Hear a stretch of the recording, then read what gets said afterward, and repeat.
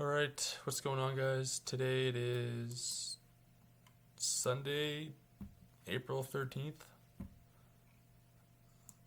I'm going to start doing a Sunday analysis and just kind of going over what I see for the week. As you guys should too.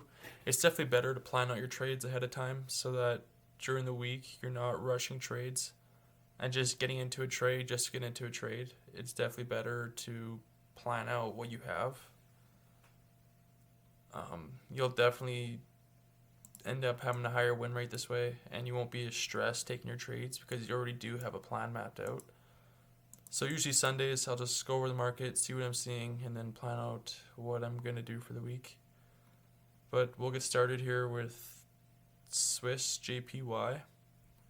Okay, let's see what we got. So we do got this impulsive move out of this 1 day order block here. You guys can also see there is a gap. There's a gap here between the bottom of this wick and the top of this wick right here, right? So price hasn't come into here yet. And we know that gaps always like to get filled in the market, right? So before there was a gap right here to this candle, ends up coming filled and getting down. So what we do know, guys, is that historically gaps always like to get filled. And when you have a gap and an order block in the same area, that's genuinely adds to a higher confluence type of setup, and that's something I like to look for. So we got this 1 day order block push. We have this range coming up right here. And then also, if we just go to the 3 day here, we can see that we just broke out of this 3 day wedge, okay? And the overall trend is looking up here, right? So what we want to do is obviously look for longs. Because the market is moving up, we'll have a higher chance catching longs on the setup. So we're just looking for price to come back, fill this gap, hit the order block, and then our take profit will be this high right here. You can already see prices rejecting off of this. There's a lot of liquidity in here, so taking the trade off the 1 day order block, we'll hit about, it'll be about a 1 to 2 risk to reward, which is really good. 1 to 2.1, which is really good risk to reward. And then obviously you have your EMAs coming up here. And then we do have the retest of this big breakout. So we got the order block, we'll have the retests of both this range and this 3 day breakout along with the order block and gap. So this is a really good trade, guys. This is probably my #1 pair for the week. If we do end up getting this, I will probably risk up on it just because of all the confluences, EMAs too coming in. So let's Swiss franc JPY, let's go down. Okay, so kind of like the trade I did take last week, because of all the tariff news, all the pairs kind of did move the exact same. But on this one, we just got our 1 day order block, right? Green candle before the big impulsive move down. And then we have all this inefficiency to fill, which we are currently filling, right? This big gap there in the market. And then again, we do have what looks like a breakdown of a range right here. We're ranging up, and we did break down from this impulsive move. So what we want to do is just look for price to come back into this order block, back into these EMAs, right? EMAs also act as support and resistance, right? Resistance, resistance, resistance, resistance, support, support, resistance. So we never want to trade solely based off EMAs, but if you add them into confluence with your trade, so if we do have our 1 day order block here, and we do have EMAs, and we do got our big trend line here, you can just add that as confluence, as extra resistance that we will be pushing into. So if price does come back up into here, I will probably be sizing up on this too, just because the measurement of this trade. 1.6% is a pretty big move, so I probably will be sizing up, especially with all the confluences we got in this big area. There'll be a lot of sell pressure coming from here. And then we just want to target the low down here, right? So we did break out. We were going higher high, lower low, higher high, broke down structure right here. So now we're looking for the pull up and then the pull back down like that for another lower low come in. So we put our take profits down at this low.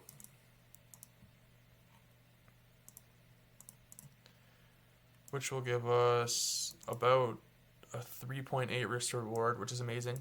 If this does play out, this is probably my second favorite pair for the week that I'll be looking at.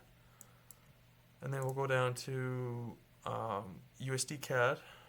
So on USD CAD, what we got is we got a daily range that was playing out here. Price was mostly staying in between this range here. And then we did end up breaking the range. And when price came to retest the bottom of it, we did have a huge rejection and a breakdown. And off the breakdown, we do have this big 12-hour order block that is here, right? So we came to retest the bottom of the range, couldn't retest or couldn't reclaim it. Price broke down from this 12-hour order block. We have some inefficiency in here that needs to be filled. But if you go to the daily, it looks, yeah, so all this inefficiency, all these gaps in the market that need to be filled. So you can't express or expect price to come back up. So what we're looking for is just basically a simple retest off the order block on the bottom of the range. And then basically just targeting the low that will be here once we get the pullback. So it should look something like this, which is another 1 to 3 risk reward, which is really good. And some of you guys might be wondering why I'm not taking this daily order block right here. And I just know from experience that if you do go to this 12, we have this big block here, right? So there's the wick and then there's the actual body block. And I know from experience, price tends to attract to the block and the orders are stuck in this block majority of the time. So by taking the trade off this block, I get a way better entry, right? So if I take the trade right here with the block, I get a 1 to 3.5. But if I went to the bottom of the wick off that daily, right, I'm looking at a 2.25, which is a drastic difference, right? When we're trading with size or whenever, I'll take the 3.3 to 2.25 any day. So yeah, USD CAD, we also have the EMAs coming down. So price will be coming back into these EMAs, 12-hour order block, bottom of the range. A lot of confidence for a trade, good enough for me. This will probably be a 1-hour trade. Maybe a 2-hour, depending on what it looks like when price is pulling back in here. But something I am really interested in. Let's move on. NZD, JPY. Kind of the same thing as we've been seeing. Like I said, the Trump tariffs, all pairs are looking similar. What do we got? We got our 1-day order block in here. So up candle before the big explosive move. We have inefficiency in here that will get filled. So we're looking for just the simple pullback of price into our 1-day order block, where we want to look for sells. So basically just something like this. Into our EMAs, into our 1-day order block. We also got this big long range here, right? So on the daily, and I bet if we go to the weekly, we are trending down, right? Overall trend is down, so sells make the most sense, which is what we are looking at, which adds some more confluence. And then if you go to the 12-hour, we actually got a head and shoulders here. So if you guys can see, we have left shoulder, head, right shoulder here, and then we have the neckline right here. And head and shoulder pattern is a good pattern to look for reversals on. So we got shoulder, head, shoulder, right? And then you'll always have the neckline.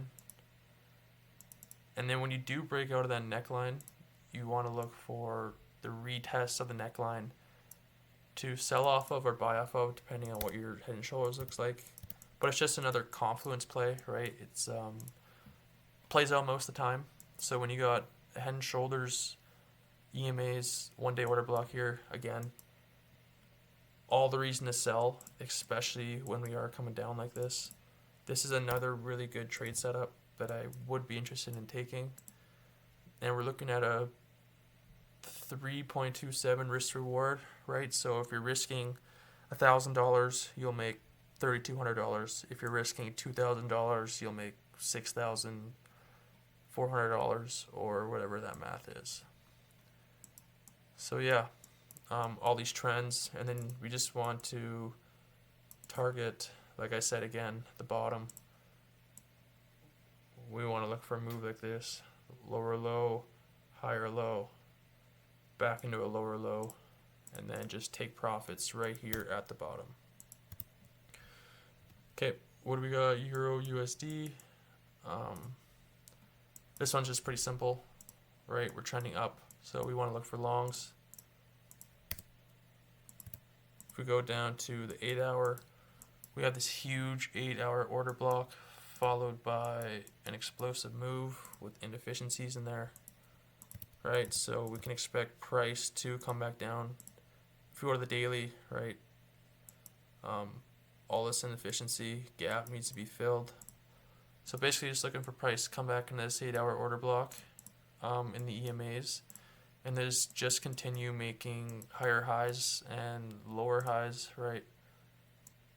Higher high, lower high, higher high, lower high, higher high, lower high, and just riding the trend up like that. So that's another trade I'll be looking at. Same thing, like I said, guys, not quite taking the whole 12-hour order block. Instead, what I did was I moved down to the 8-hour order block, because I know price will probably gravitate to coming into this body and bouncing off versus coming into the wicks of this 12-hour candle, which will save me a lot of profit in the end, right? So if I did take the 12-hour order block, I'd be looking at a 1.97, which isn't bad. You want to try and get mostly 2, but if I take that 8-hour order block, which is down here, I'm looking at 2.37. So again, drastic, pretty big difference, and you can almost expect most of the time that price is going to come back into here like that. So definitely helps capitalize on a bigger risk to reward. Okay, this is a different kind of trade. So what we do got here is we got our bear flag, right? Consolidation, breakout, big 4-hour order block right here. Inefficiency needs to get filled in here. What you also got is you got these wicks down here act as liquidity, which basically means that people that are trading this have their stop losses, people who are scalping and stuff like that, have their stop losses under these wicks right here. And what you can see a lot of the time is price coming down to take out the stops, fill this inefficiency, come into this order block where there will be a lot more orders in here for people looking to catch this move up. I took a lot of these trades. These trades work out majority of the time. It's a pretty high percentage trade. It is on the 4-hour, so, and it is against the overall trend, right? We are kind of trending down here, but this is something I'd probably go half size on. So like 0.5 R is something I'd probably risk on this, but like I said, majority of the time it does play out. And then we will be looking to target all this inefficiency to this 3-day order block up here where this first move originated from. So yeah, basically just looking, take out the liquidity into the 4-hour order block and then move back up into that high time frame order block. Um, two more pairs. Okay, so we got AUS JPY. Again, pretty simple. All the pairs kind of look the same. We have our 3-day order block, up candle before the explosive move down.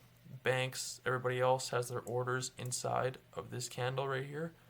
We have our EMAs, and then we also have our trend line here, which also acts as another form of resistance. So we're basically just looking for price to pull back into here, right? Continue down. Overall trend of this market is coming down, right? Lower high, lower low, lower high, lower low, lower high, lower low, lower high, lower low, lower high, lower low. Just looking to catch that move down. Same thing. Take profit. Bottom of the wick here to catch that lower low coming down. And then we'll be looking at a